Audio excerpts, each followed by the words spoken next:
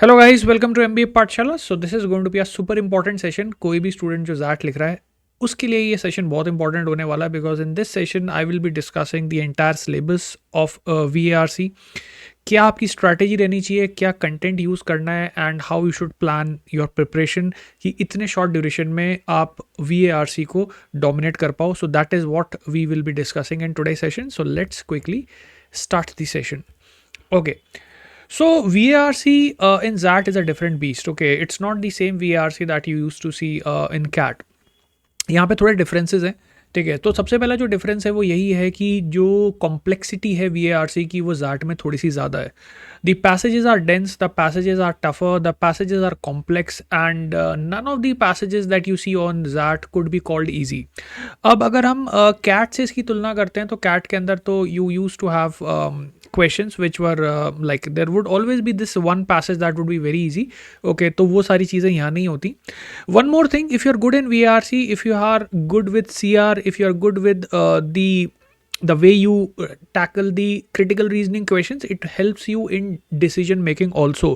So जो आपका decision making का backbone है वो आपका CR ही रहने वाला है। तो CR जो आप वर्बल के अंदर यूज करोगे, ठीक है, and there is going to be a huge chunk of question that come from critical reasoning, वही सेम सीआर आपको मदद करने वाला है कहाँ पे, डिसीजन मेकिंग में। सो VARC forms the base for DM. Okay, now this is how the question paper typically looks like. अब इसमें छोटे मोटे चेंजेस हो सकते हैं, but broadly speaking this is how the paper will look.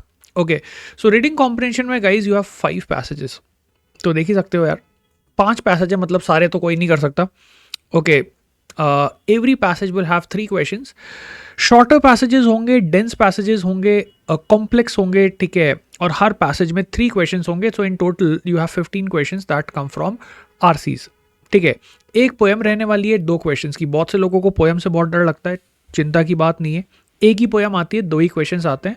So you can be rest assured कि बहुत ज़्यादा ऐसा परेशान करने वाली चीज़ नहीं है.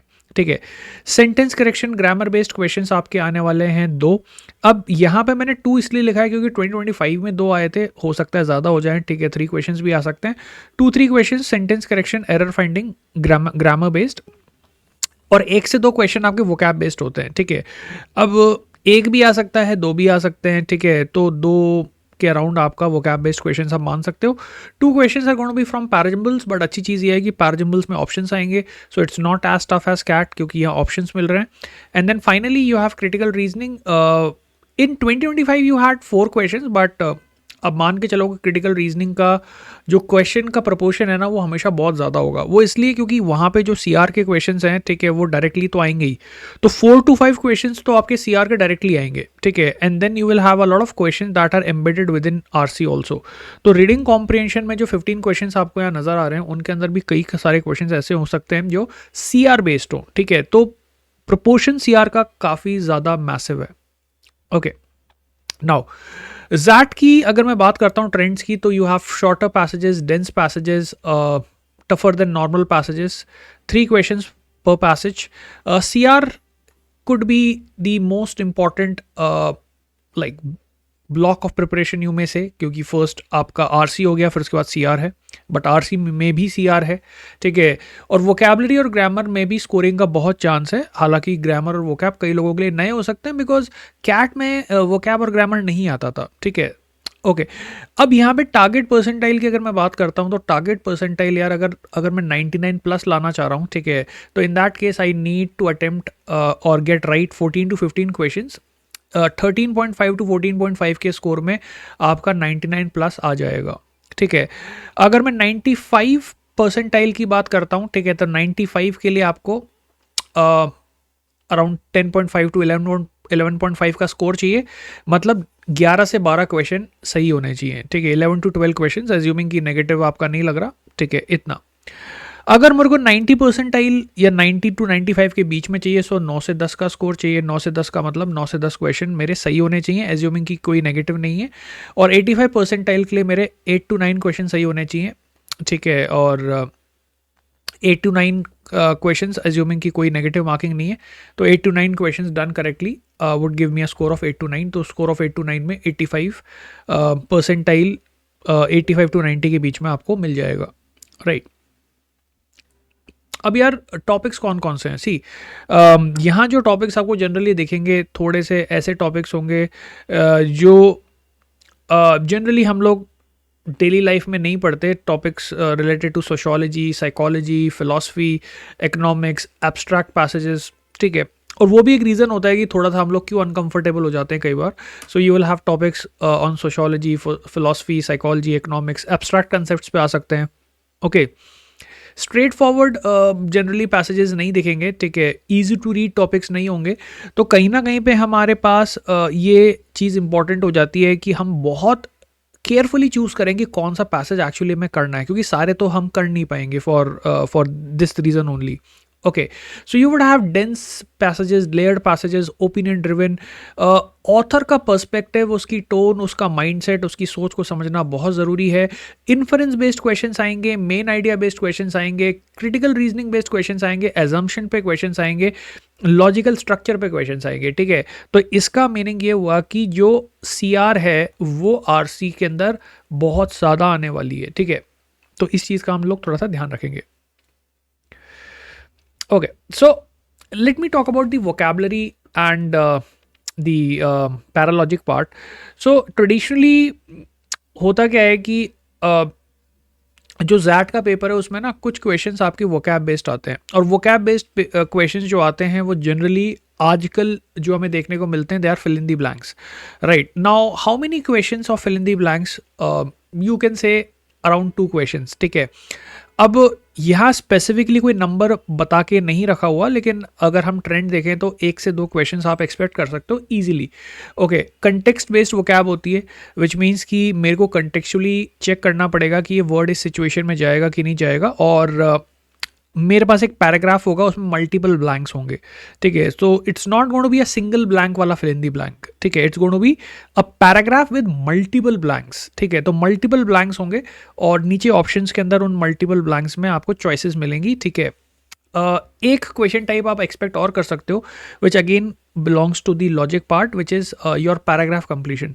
सो पैराग्राफ कंप्लीशन में क्या रहेगा, ठीक है, और ये चीज़ तो हमने वैसे प्रैक्टिस कर भी ली थी कैट के अंदर, ठीक है।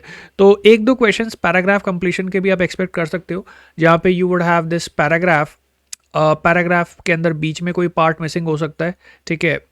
नीचे आपको ऑप्शंस मिलेंगे, या ऐसा भी हो सकता है कि लास्ट वाली लाइन मिसिंग हो, ठीक है। लास्ट वाली स्टेटमेंट के लिए मेरे को नीचे ऑप्शंस में से चूज करना हो, तो दोनों तरीके के क्वेश्चंस आ सकते हैं। Paragraph completion is also one question type that you can expect, ठीक है। Now how do I prepare for vocabulary? See, apart from my cliched suggestions that I've been giving at the time of CAT prep also, कि आप मेरी playlist कर सकते हो, obviously जो हमने वोकैब सेशंस किए आप उनको रिवाइज कर लो। वर्ड पामिड इजी हो गई, PYQs हो गए, ओमैट्स के लिए तो आई बिलीव आपने किए ही होंगे। उसके अलावा ना एक चीज़ मैं एडिशनली सजेस्ट कर देता हूँ यहाँ पे ना, कनोटेशंस का थोड़ा सा ना ध्यान रखना, बिकॉज सी कनोटेशंस के बेसिस पे फिल इन द ब्लैंक्स अक्सर सॉल्व होते हैं, और अगर डिफ़िकल्ट क्वेश्चन है फिल इन दी ब्लैंक्स का तो डिफ़िकल्ट इसलिए होता है बिकॉज उसमें कनोटेशन का बड़ा रेलिवेंस है। अब देखो, जैसे एक एग्जांपल लें अगर हम लोग, तो let's say you have a word like stubborn. Now stubborn is a word with a negative connotation, and I believe all of you have like ना read the synonyms for stubborn which are negative, ठीक है। Bull headed हो गया, इंट्रासीजेंट हो गया। लेकिन यार अगर आप अपनी चीज़ को लेके बहुत ज़्यादा श्योर हो और आप उस पर से हट नहीं रहे, then I can also use the word tenacious. अब टेनेशियस जो वर्ड है, ठीक है, ये एक पॉजिटिव कनोटेशन कैरी करता है, ठीक है, और ऑब्स्टिनेट जो वर्ड है वो एक नेगेटिव कनोटेशन कैरी करता है। तो दोनों का मीनिंग सेम ही है, लेकिन दोनों के फ्लेवर में डिफरेंस है। सो बहुत बार जो आपका फिल इन दी ब्लैंक्स में जो चॉइस होगा वो इस बात पे डिपेंड करेगा कि आपको क्या उस वर्ड की कनोटेशन का आइडिया है। तो apart from what ever you have done for other exams, और मेरे ख्याल से वो कैब आप लोग प्रिपेयर कर ही रहे हो मेरे साथ, ठीक है, तो उसके साथ साथ बस ये चीज़ थोड़ी सी एक्स्ट्रा अपने को करनी पड़ेगी, कनोटेशंस अपने को नोटिस करने पड़ेंगे, ठीक है। Okay, coming to grammar. Now, grammar is called the low-hanging fruit for a very simple reason, or for that matter, even vocab is low-hanging fruit as long as the questions are not very tough. Okay, so होता क्या है कि grammar की जहाँ पर अपन बात करते हैं ना, तो ग्रामर में you take only 5 to 10 seconds to answer a question if you know the error. So low time investment, high accuracy if you know the rules.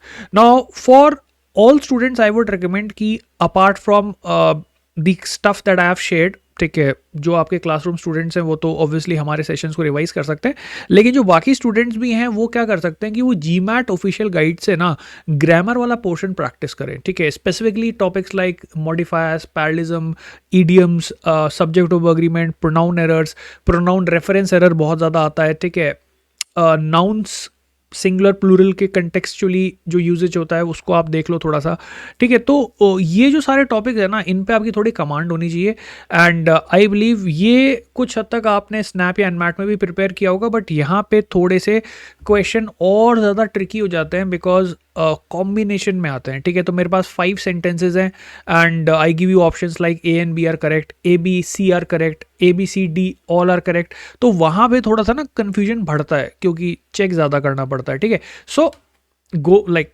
Prepare the topics like parallelism, modifier, subject of agreement, pronoun errors, idiomatic comparisons, right? What is the correct idiomatic usage?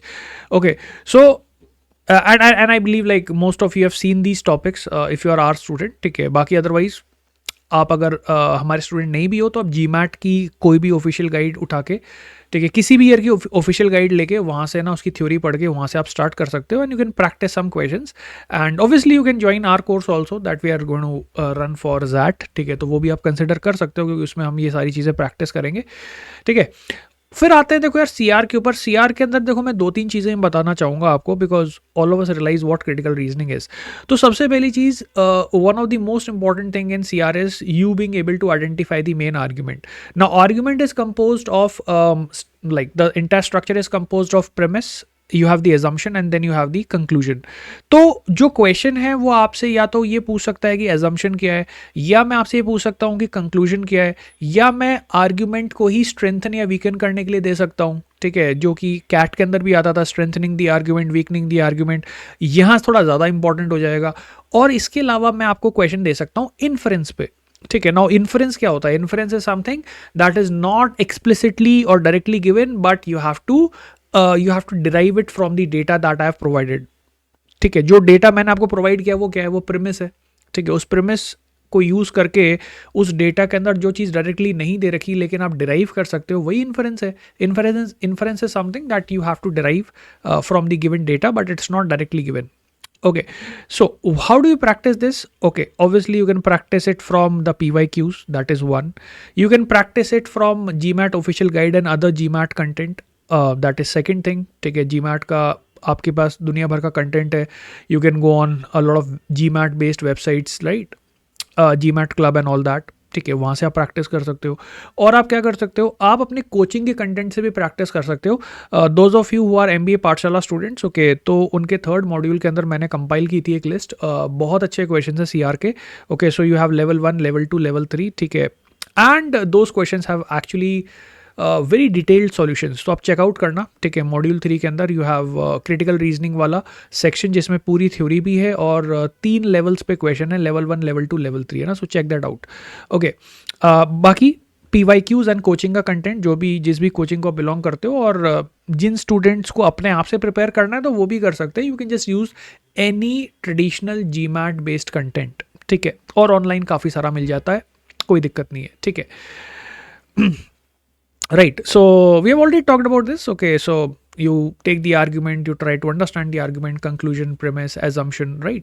बहुत ज़्यादा detail में मैं यहाँ पे नहीं जाऊँगा, नहीं तो वीडियो बहुत लंबा हो जाएगा, बट या मोटा मोटा broadly speaking CR is important and you have to practice, right, okay. एक चीज़ जो कई लोगों को डराती है वो है पोएम्स, ठीक है। अब पोएम को लेकर ना कई लोगों के माइंड में बहुत डर होता है, यार ये पोएम कैसे हैंडल करेंगे। तो मैं आपका देखो डर यहाँ पे ख़त्म कर देता हूँ। पहला चीज़, पोएम करना या ना करना आप पे डिपेंड करता है, कोई कंपल्शन नहीं है। पोएम अगर बहुत ही ज़्यादा टफ है तो you can also decide to skip it, that is one, because you already have 5 passages and every passage has 3 questions, okay, पहली चीज़। Second, poems sometimes are easy, poems sometimes are tough. When poems are easy you can actually do both the questions. In that case, you have to understand the author's mindset, why he wrote the poem. You have to make sense of the metaphors in the poem, ठीक है। You really need to understand how you can actually do questions with elimination. अब elimination की method की बात मैं cat के time पे भी करता था, मैं अभी भी करूँगा, क्योंकि जब जब क्वेश्चन टफ होंगे ना, या जब जब क्वेश्चंस के ऑप्शंस ट्रिकी होंगे, तो सबसे बेस्ट तरीका यही रहता है कि आप ऑप्शंस को एलिमिनेट करके सॉल्व करो, ठीक है। ओके, एलिमिनेशन में क्या होता है कि मैं ये बोल सकता हूँ कि यार ये ऑप्शन तो पक्के से नहीं है, ठीक है, सो मेरे लिए चीज़ें ईजी हो जाती हैं। ओके, सो पोएम्स के अंदर guys I would recommend go for the elimination approach. Okay, और वेटेज बहुत ज़्यादा नहीं है, 2 क्वेश्चन ही आ रहे हैं, तो इतना कोई चिंता वाली बात नहीं है, ठीक है, 2 क्वेश्चन ही आएंगे, तो देख लेना अगर आपको लगता है कि the poem is doable and you can make sense of the poem and you can eliminate the options, why not. Okay, you can try doing the questions of poem as well, right.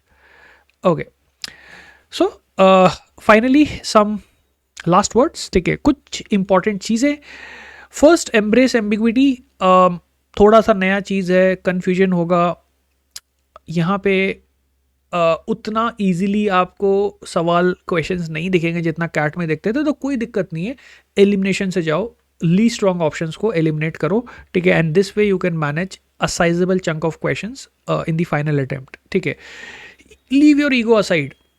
भाई मेरा purpose यहाँ पे ये नहीं है कि मैं पूरे पेपर को सॉल्व करके आऊँ, मेरे को पता है कि जैट में जो पैसेजेस का लेवल है वो अच्छा खासा है, तो मैं खुद देखूंगा मेरी स्ट्रेंथ के हिसाब से कि मुझे कितने पैसेजेस करना है, मुझे पोएम करनी है कि नहीं करनी, ठीक है। हाँ, एक चीज़ मैं ज़रूर बोलूँगा कि CR बेस्ड क्वेश्चंस मत छोड़ना, क्योंकि क्रिटिकल रीजनिंग चाहे RC में आए चाहे क्रिटिकल रीजनिंग अलग से आए, वहाँ पे स्कोरिंग का चांस सबसे ज़्यादा रहता है।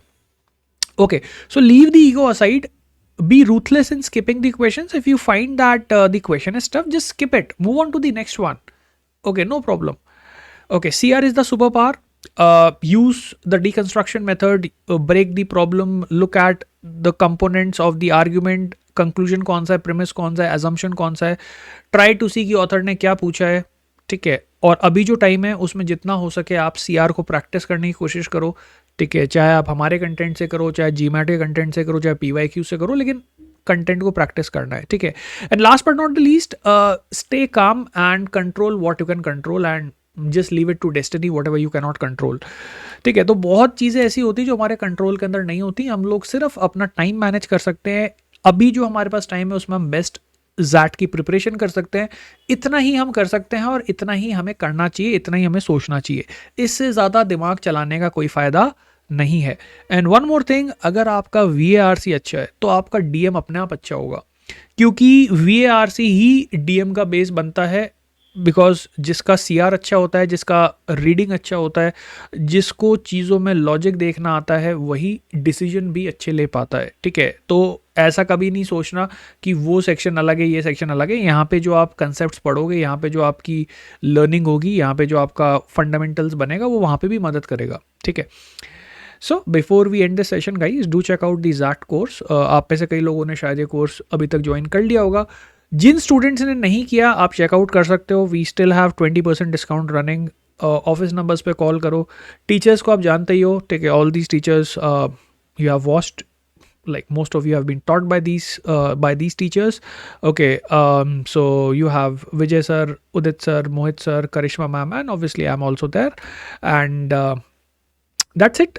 तो चेकआउट करो आप कोर्स को, ठीक है, इसमें आपको सब कुछ मिलने वाला है। कोई भी डाउट हो ऑफिस नंबर्स पे कॉल कर सकते हो, और जो भी आपका सवाल है पूछ सकते हो, जो भी क्वेश्चन है पूछ सकते हो। That's it guys, I am gonna see you in the next session, bye bye, that's it for today, see you.